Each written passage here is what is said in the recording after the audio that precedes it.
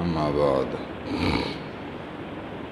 عن أنس رضي الله تعالى عنه قال رسول الله صلى الله عليه وسلم لأن أقعد مع قوم يذكرون الله من صلاة الغداة حتى تطلع الشمس أحب إلي من أن أعتق 4 من ولد إسماعيل إلى آخر الحديث. رواه أبو داود.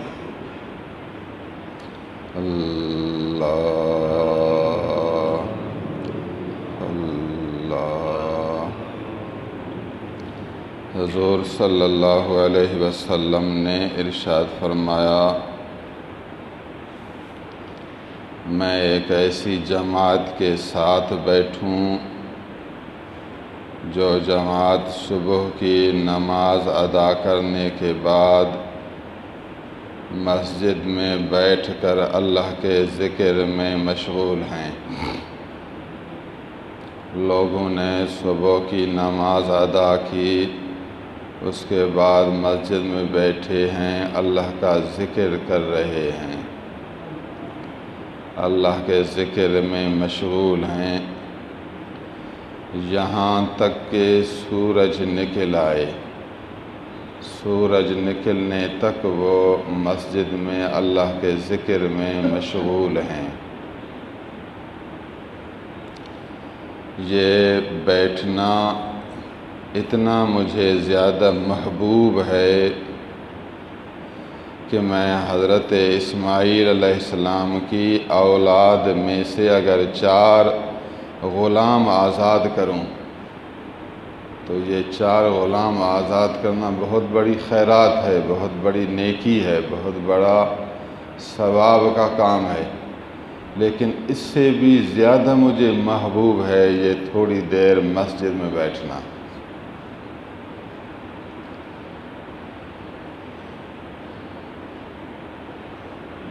لَأَنْ أَقْعُدَ مَعَ قَوْمٍ، معلوم ہوا کہ جماعت کے ساتھ بیٹھنا ہے، سب بیٹھے، یہ بھی بیٹھے۔ یذکرون اللہ، فرمایا اللہ کے ذکر، اس کو عام کر دیا، کسی بھی قسم کا ذکر ہو، قرآن مجید تلاوت کر رہا ہے یہ بھی ذکر ہے، تسبیحات پڑھ رہا ہے یہ بھی ذکر ہے، قرآن یا حدیث کا درس دے رہا ہے یہ بھی ذکر ہے، کچھ لوگ سن رہے ہیں قرآن یا حدیث یہ بھی ذکر ہے کہ اللہ کی یاد میں ہے۔ اللہ کی یاد کا کوئی بھی شعبہ ہو، امام غزالی علیہ الرحمہ نے اللہ کے ذکر کی قسمیں لکھیں، کیمیاء سعادت، احیاء العلوم، عین العلم، زین الحلم، یہ سب عبادات کی کتابیں ہیں۔ عین العلم کا سب سے آخری باب ہے اللہ کا ذکر، اس میں پھر انہوں نے ذکر کے شعبے بیان کیے، یہ کام بھی ذکر ہے، یہ بھی ذکر ہے، یہ بھی ذکر ہے۔ میں نے کچھ نام آپ کو بتائے۔ اللہ کی طرف متوجہ ہونا، اللہ کی طرف دھیان مبذول کرنا، جس بھی رنگ میں ہو وہ اللہ کا ذکر کہلائے گا۔ خلوص ہر ذکر میں شرط ہے کہ اللہ کی رضا کے لیے بیٹھے، اللہ کی رضا کے لیے یہ کام کرے۔ اگر نفس کا حصہ آیا تو ثواب نہیں ملے گا۔ پھر اگر اس ذکر میں دوسروں کی تکلیف کا باعث بنا، ذکر تو کر رہا ہے لیکن لوگوں کو ایذا دے رہا ہے، پھر بھی ثواب سے محروم رہا۔ کہ ذکر کی شرائط میں ہے کہ آپ کے اندر خلوص ہو، اپنے رب سے تو سچا رہے، اللہ کی عظمت کے لیے یہ کام کرے۔ نمبر 2، لوگوں کو تکلیف نہ دے، مثلا زور سے آواز سے ذکر کرے، لوگوں کو تکلیف پہنچ رہی ہے، وہ بھی ذکر کر رہے ہیں، آپ بھی ذکر کریں تو ان کے ذکر میں خلل تو نہ ڈالیں، ان کو آپ ایذا تو نہ دیں۔ ذکر اس طرح کرو جس میں تعظیم و امر اللہ ہو و شفقت و علی خلق اللہ ہو، اللہ کی مخلوق پر رحم و شفقت اور اللہ کے حکم کی تعظیم، یہ 2 شرط ہیں ذکر کے لیے۔ اگر ان دونوں شرطوں میں سے کوئی ایک شرط رہ جائے گی تو نتیجہ ظاہر نہیں ہوگا۔ یذکرون اللہ کا ذکر کرتے ہیں، لفظ ذکر فرما کر عام کر دیا کہ کوئی بھی ذکر ہو، کسی کا مزاج کیا، کسی کا مزاج کیا، کسی کے حال کے موافق کون سا طریقہ، کسی کے حال کے موافق کون سا طریقہ۔ ایک آدمی حافظ ہے تو صبح نماز کے بعد اپنے قرآن کو دور کرے، سبحان اللہ، قرآن یاد بھی رہے گا، اللہ کا ذکر بھی ہوگا اور بہترین ذکر ہے۔ ایک آدمی حافظ نہیں ہے بیچارہ، وہ کہے گا جی میرے پاس اتنے، پھر درود شریف پڑھے، استغفر اللہ، الحمدللہ، قل هو اللہ، لا الہ، آخر میں درود، یہ بھی تو قرآن ہے۔ قل هو اللہ شریف پڑھ لیا، درود شریف پڑھ لیا، استغفار، درود شریف بھی ذکر ہے، استغفر اللہ پڑھنا بھی ذکر ہے، الحمدللہ آخر تک پڑھنا بھی ذکر ہے، قل هو اللہ بھی ذکر ہے۔ اب یہ سب ذکر ہو گئے، پھر آخر میں تھوڑی دیر بیٹھ کر مراقبہ کرے، میں قبر میں بیٹھا ہوں، اللہ میرے سامنے ہے، میرا دل اللہ اللہ کر رہا ہے، تاکہ اس کو حضور قلب پیدا ہو کہ مقصود حضور قلب ہے، غفلت سے محفوظ رہے۔ یہ جو بزرگان دین تھوڑی دیر بیٹھ کر مراقبہ کرتے ہیں، یہ بھی ذکر ہے۔ کوئی آدمی عالم ہے، وہ قرآن میں غور کرتا ہے، کوئی درس حدیث دیتا ہے، یہ سب ذکر کی قسمیں ہیں۔ حتیٰ تطلع الشمس، سورج نکلنے تک، تو آپ اتنا بیٹھیں مسجد میں کہ سورج نکلے، اس کے بعد اگر پہلے اٹھے گا تو اس شرف سے بہرور نہیں ہوگا۔ حضور ترغیب دے رہے ہیں بندوں کو کہ اللہ کا ذکر کیا کرو، روزانہ صبح نماز بھی پڑھے، اس کے بعد پھر تھوڑی دیر ذکر کرے۔ ہاں ایک آدمی مجبور ہے، اس کا کاروبار اس طرح ہے، حلال روزی کمانا تو فرض ہے، یہ تو مستحب، وہ فرض ہے، وہ مجبور ہے، کام اس طرح ہے کہ اس کے سوا چارہ نہیں، پھر وہ جائے کام کی طرف، پھر ذکر کے لیے کوئی اور وقت تھوڑا انتخاب کرے۔ ایسا نہیں کہ صرف اس حدیث کو دیکھ کر اپنے ضروری کام کو پھر چھوڑ دے، وہ خود اہل علم سے رابطہ کرے، ان سے پوچھے کہ میرے لیے اب کون سا طریقہ بہتر ہے۔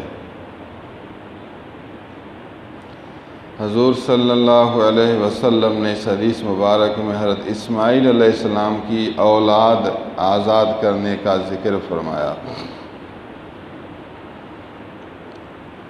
جاننا چاہیے کہ غلاموں کی بہت سی قسمیں ہیں، جتنا شرف والا غلام ہوگا اس کا آزاد کرنا اتنا زیادہ اجر رکھے گا۔ اب ایک نبی کی اولاد ہے، اتفاق سے، بھول میں یا لوگوں کے ظلم کے طریقے سے وہ نبی کی اولاد غلام بن گئی، کسی دنیا دار کے قبضہ میں، بظاہر کہو خادم بن گیا، ان کا عبد بن گیا، تو اب وہ بیچارہ مجبور ہے، وہ کیا کرے؟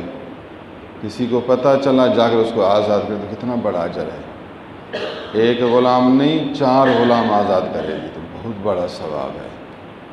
حضور نے فرمایا بے شک یہ بہت بڑا ثواب ہے، لیکن یہ تھوڑی دیر مسجد میں بیٹھنا اس سے بھی زیادہ ثواب ہے۔ یہاں اگر کوئی یہ اعتراض کرے کہ اسماعیل علیہ السلام تو عرب ہیں اور عرب کا کوئی آدمی غلام نہیں بن سکتا، غلام کہتے ہیں کافروں سے لڑو، وہ بھاگ جائیں، ان کے مرد یا عورتوں کو قید کرو، وہ مسلمان نہ ہوں تو پھر مسلمانوں کے غلام بنیں گے۔ مرد کو عربی میں عبد کہیں گے اور عورتوں کو امت کہیں گے۔ غلام اس کو کہتے ہیں جو قیدی ہوں، پھر مسلمان نہ بنیں۔ اب اسماعیل علیہ السلام کی اولاد پھر وہ قیدی بنے، پھر وہ غلام بن جائے، یہ تو قانون میں ہو نہیں سکتا۔ حضور صلی اللہ علیہ وسلم نے کیوں فرمایا کہ اسماعیل علیہ السلام کی اولاد میں سے 4 غلاموں کا آزاد کرنا؟ شارحین نے اس اشکال کے دو جواب دیے ہیں۔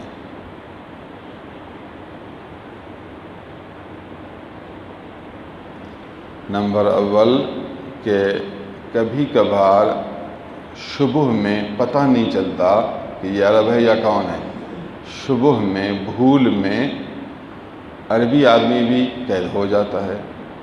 بھول تو ہو سکتی ہے، دنیا میں کئی مسائل ہوتے ہیں، تو بھول میں اگر کوئی عربی قید ہو جائے تو اس کو آزاد کرنا اتنا شرف رکھے گا، وہ تو بیچارہ مجبور ہے، بھول میں قید ہو گیا ہے، آپ کو پتہ چل گیا وہ قیدی ہے تو پیسے دے کر اس کو چھڑاؤ، بڑا اجر ہے۔ کہ یہاں قیدی ہونے کا مطلب یہ ہے کہ شبہ یا بھول میں قید ہوا ہے۔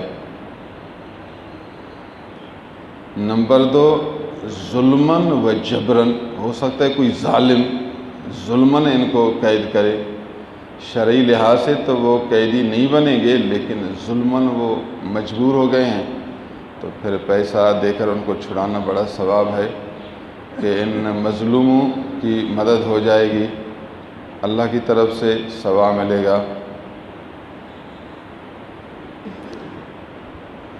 جواب نمبر 3 یہ ہے کہ یہاں غلام ہونے سے شرعی غلام مراد نہیں، بہت بڑی تکلیف اور مشکل میں پھنسنا ہے۔ کبھی کبھی انسان دنیا میں عربی بھی ہو، کسی مشکل میں پھنس جاتا ہے، مصیبت میں گرفتار ہو جاتا ہے، دنیا کے مسائل آتے رہتے ہیں، تو یہاں آزاد کرنے سے مراد بڑے مشکل میں آئے ہوئے اسماعیل علیہ السلام کے فرزندوں کو اس مشکل سے چھٹکارا دینا مراد ہے۔ لفظ اوتقہ استعمال کیا گیا ہے، لیکن اوتقہ سے اس کا حقیقی معنی مراد نہیں، مجازی معنی مراد ہے۔ کسی کو مشکل سے چھڑاؤ تو پھر کہتے ہیں جی ہم نے اس کو آزاد کیا، مطلب مشکل سے آزاد کرنا ہے، نہ کہ حقیقی عتق کے رقبہ۔ تو یہاں ایک اشکال تھا، اس اشکال کا میں نے 3 طریقوں سے حل پیش کیا ہے۔ بہرحال ایک نیک بندہ عالم یا بزرگ کی اولاد پر رحم کرنا زیادہ اجر ہے، ان کی مدد کرنا زیادہ ثواب ہے۔ اگر بالفرض اس کی اولاد جیل میں جائے مظلوم ہو کر، یا تو بھول و اشتباہ میں، تو اس کو آزاد کرنا زیادہ اجر ہے۔ حضور صلی اللہ علیہ وسلم نے اس انداز سے یہ مسئلہ بھی واضح فرمایا، ورنہ کہتے کہ 4 غلاموں کو آزاد کرنے سے مجھے زیادہ محبوب ہے مسجد میں بیٹھنا۔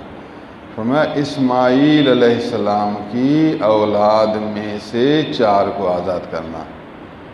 اس طرف اشارہ فرمایا کہ بزرگان دین صالحین کی اولاد پر احسان کرنا بہت زیادہ ثواب ہے، لیکن مسجد میں بیٹھنا سبحان اللہ یہ بھی بہت اعلیٰ ثواب ہے۔ وَلَأَنْ أَقْعُدَ مَعَ قَوْمٍ يَذْكُرُونَ اللَّهَ مِنْ صَلَاةِ الْعَصْرِ إِلَىٰ أَنْ تَغْرِبَ الشَّمْسُ أَحَبُّ إِلَيَّ مِنْ أَنْ أُوتِكَ 4 رواہ ابو داؤد۔ اسی طرح اگر میں نماز عصر کے بعد لوگوں کے ساتھ مسجد میں بیٹھ جاؤں، اللہ کے ذکر میں مشغول ہو جاؤں یہاں تک کہ سورج ڈوب جائے، نماز عصر کے بعد سورج ڈوبنے تک اللہ کے ذکر میں لوگوں کے ساتھ بیٹھ جاؤں، یہ مجھے بہت زیادہ محبوب ہے کہ میں 4 آدمی آزاد کروں۔ وہی حضرت اسماعیل علیہ السلام کی اولاد یا مطلق 4 آدمی، 4 غلام آزاد کرنے سے مجھے زیادہ محبوب ہے نماز عصر کے بعد مغرب تک مسجد میں لوگوں کے ساتھ بیٹھوں، اللہ کے ذکر میں مشغول ہو جاؤں۔ یہ دونوں وقت بہت قیمتی ہیں، جتنا ہو سکے آپ ان اوقات کو غنیمت سمجھیں، ان اوقات میں اپنے اللہ کے ذکر میں مشغول ہو جائیں۔ اللہ عز و جل ہمیں ان اوقات کی قدردانی کی توفیق نصیب کرے۔ ہمارے مشائخ کرام کا معمول رہا ہے کہ وہ نماز فجر کے بعد بیٹھ کر کچھ نہ کچھ اللہ کا ذکر کرتے ہیں، اسی طرح عصر کے بعد مغرب تک بھی بیٹھنے کی کوشش کرتے ہیں کہ یہ دونوں اوقات بہت محبوب اوقات ہیں ذکر کے لیے، یکسوئی کے لیے، اصلاح کے لیے۔ اللہ تعالی ہمیں بھی ان اوقات کی برکات سے بہرور فرمائے۔ آپ بھی شکر کریں گے الحمدللہ صبح نماز کے بعد ہم بیٹھ کر اللہ کا ذکر کرتے ہیں تو کتنا بڑا اجر ہے یہ۔ وآخر دعوانا الحمدللہ۔